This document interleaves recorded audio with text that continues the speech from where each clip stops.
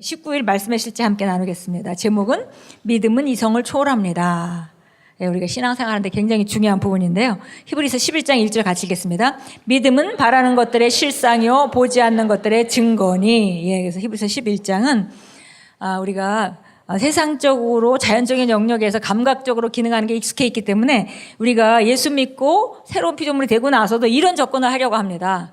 그죠? 보는 대로 감각적으로 보는 걸 믿고 이렇게 하려고 하죠. 근데 히브리서 11장에서 믿음에 대해서 말합니다. 믿음이라는 것은 바라는 것에 대한 실상을 끌어오는 것이고, 그리고 보지 않는 것에 대한 증거다. 보이진 않지만은 내가 믿음이 있다면 그것은 가지고 있다는 증거다. 이렇게 얘기했습니다. 같이 읽겠습니다. 믿음은 이해하고 적용하기가 매우 간단한 가지고 씨름하는 이유는 하나님의 말씀을 마음으로 따져보려고 하기 때문입니다. 믿음은 하나님의 말씀에 대한 인간의 마음이 아닌 영의 반응입니다. 믿음은 감각이 아니라 영으로부터 비롯됩니다.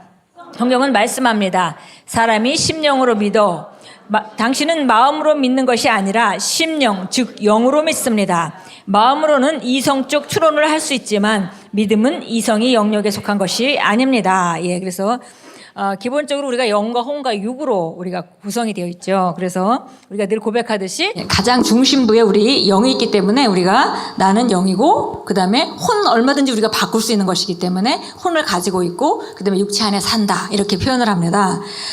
그런데 우리가 오랫동안 우리가 이런 정확한 개념에 있어서 오해가 많이 있었던 이유가 뭐냐면 성경 번역이죠. 그래서 번역하시는 분들이 영과 혼과 육에 대한 그런 구별을 잘 못하고 있다 보니까 우리 영어 성경은 그래도 비교적 구별했습니다. 그래서 원래는 헬라어에는 다른 단어인데 우리가 영적인 영역을 말하는 heart, 그러니까 심령을 갖다가 한국 성경에서는 마음이라고 번역했고요.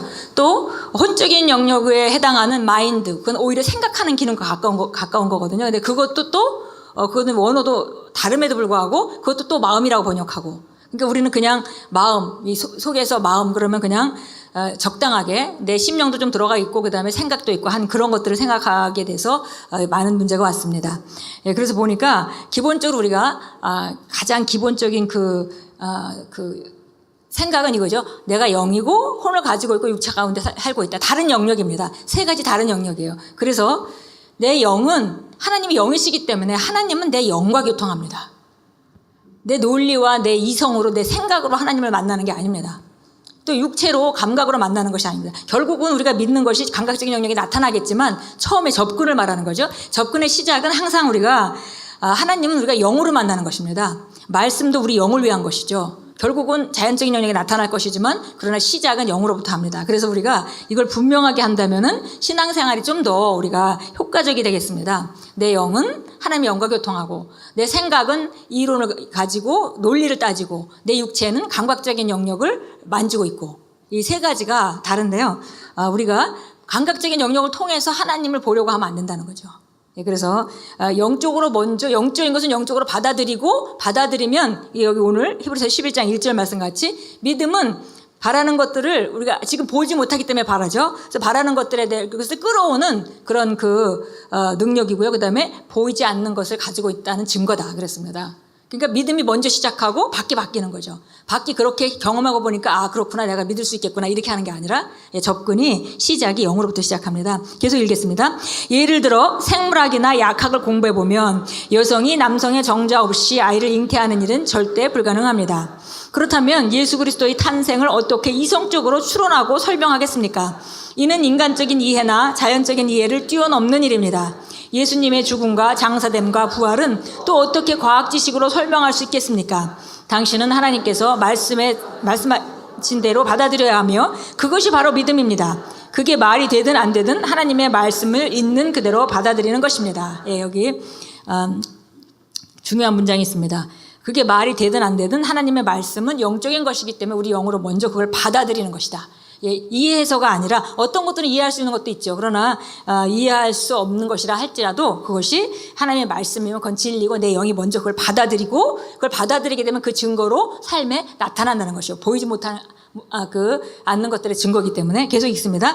에베소 1장 3절은 말씀합니다. 찬송하리로다. 하나님 곧 우리 주 예수 그리스도의 아버지께서 그리스도 안에서 하늘에 속한 모든 신령한 복을 우리에게 주시되 어떻게 그런 일이 있을 수 있는지 그게 정말 진짜인지 따져보려고 하지 마십시오. 그냥 믿고 그대로 행하십시오. 당신이 집, 차, 돈, 자녀와 같은 물질적인 복은 물론이고 영적인 복도 받았다는 것을 인정하고 확신하십시오. 하나님께서 그렇게 말씀하셨기 때문입니다. 우리가 그리스도 안에서 받은 초월적인 생명의 축복과 실제는 감각 지식으로 이해할 수 없고 경험으로 검증할 수 없습니다. 이러한 축복은 영적으로는 이미 이루어진 실제지만 물리적인 모양이나 형태가 없기 때문에 마음으로 쉽사리 추론하거나 이해할 수가 없습니다. 그러므로 마음만으로 사는 사람, 곧 오감의 영역에서 사는 사람은 보거나 만질 수 없는 이상의 이런 축복을 진짜라고 인정하지 않습니다. 그들에게는 보이는 것이 곧 믿는 것입니다. 그러나 기독교는 그렇지 않습니다. 기독교에서는 믿는 것이 곧 보는 것입니다. 우리는 말씀이 그렇게 말하기 때문에 영적인 축복을 진짜라고 믿고 그것을 봅니다. 이처럼 우리는 말씀 안에서 말씀을 통해 말씀에 의한 믿음의 삶을 삽니다. 아멘. 그래서 우리 그리스도인들은 믿음으로 살 때 승리가 보장되어 있는 것이고요. 우리가 요한일서 5장에서 읽죠. 하나님께서 난 자마다 승리하게 되어 있다. 근데 그 승리는 바로 그 믿음으로 말미암은 것이다. 이렇게 말합니다. 그러니까 우리가 믿음으로 산다면 승리하게 되어 있는 것인데 믿음으로 살지 않는다면 우리가 승리가 보장이 되어 있지 않죠. 실제적으로는 보장이 되어 있지만은 그 통로가, 그걸 이루는 통로가 믿음이기 때문에 믿음으로 우리가 살지 않는다면은 제한적인 그 축복을 누리고 살 수밖에 없습니다. 예, 그래서 여기 오늘 말씀과 같이 접근을 바로 해야 된다는 것입니다. 우리가 영적인 것, 말씀은 말씀의 영역에서 이해하지 않아도 먼저 받아들이면 그것을 경험하게 됩니다. 근데 세상 사람들은 항상 만져보고 경험한 것만 믿죠. 예, 그렇게 되면 우리가 그렇게 접근하면은 하나님 주신 것들을 풍성하게 누릴 수 없다는 것입니다. 그래서 우리가 해야 되는 일은 하나님 말씀이 그렇다면 그건 진리로 영적으로 먼저 받고 그리고 그걸 믿기 때문에 그게 삶에 나타나게 되는 것입니다. 여기서 우리가 접근을 우리는 말씀 안에서 말씀을 통해 말씀에 의한 믿음의 삶을 산다 그랬습니다.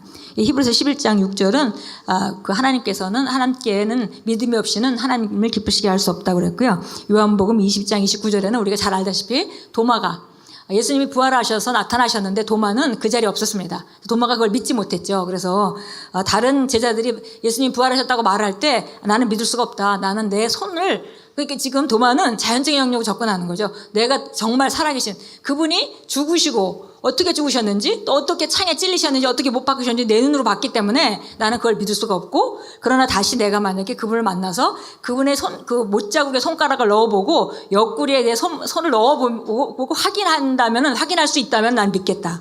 이렇게 얘기를 했습니다.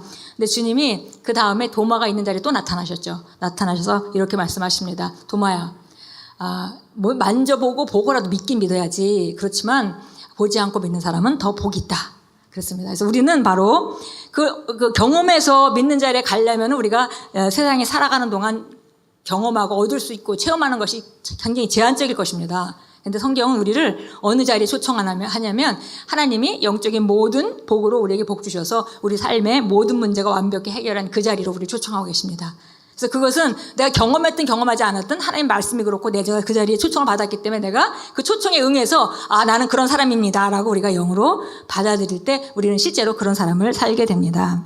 예, 우리 함께 기도하겠습니다. 사랑하는 아버지, 제 영의 말씀을 밝혀주시고 그리스도 안에서 제게 주신 복된 삶, 세상 논리를 초월하는 믿음의 삶을 명확하게 보여주셔서 감사합니다. 저는 이 세상과 그 시스템을 능가한 영광과 승리와 형통 가운데 삽니다. 예수 이름으로 기도합니다. 아멘.